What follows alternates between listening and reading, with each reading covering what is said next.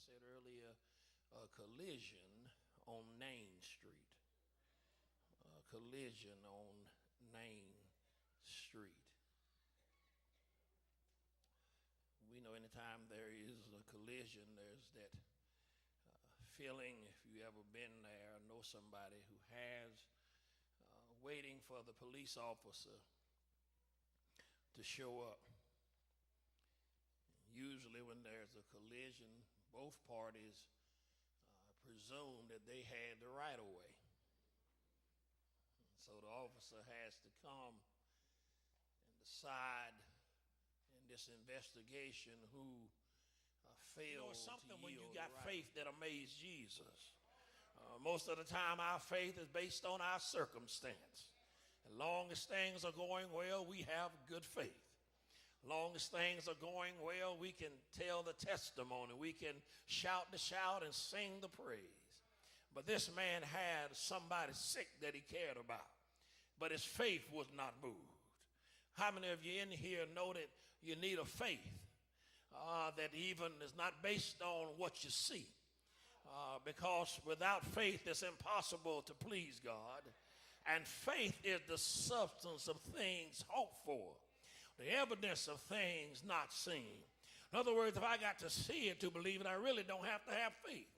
All it takes is for my eyes to tell my brain that whatever I see, whatever I've been waiting on is right in front of me. But faith means that I can rejoice before I see it. Faith means that I can get excited about it before it happened. You know, I tell you over and over again, children can teach us a lot about faith. Children have faith in their parents because they believe that somehow or another, if mama or daddy said, they're going to get it.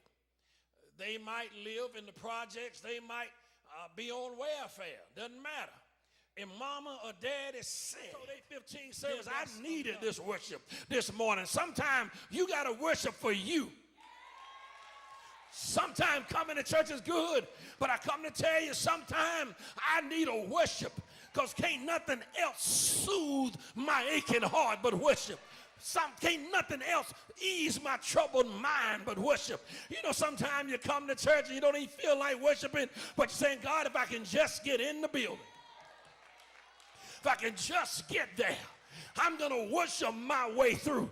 I ain't going to worry about it. I'm going to worship my way through. That's why some people lose their blessing. They come waiting to feel the fire. Baby, you bring some fire. Make up in your mind that whatever I'm going through, the devil not going to get the victory.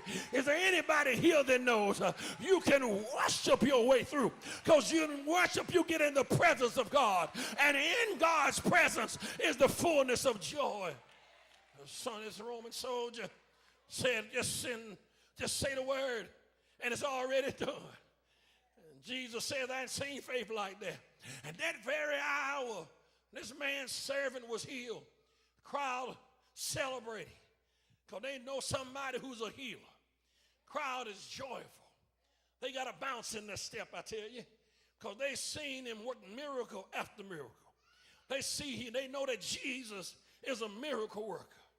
But then on the other side of their collision, as they meet at the entrance of the gate itself, there's a mother, eyes red from crying. She's already tasted grief. She's a widow.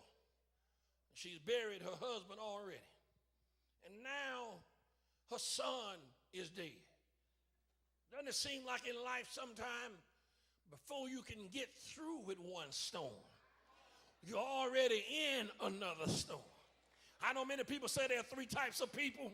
People coming out of a storm, people in a storm, or going to a storm. Well, I said there's a fourth type.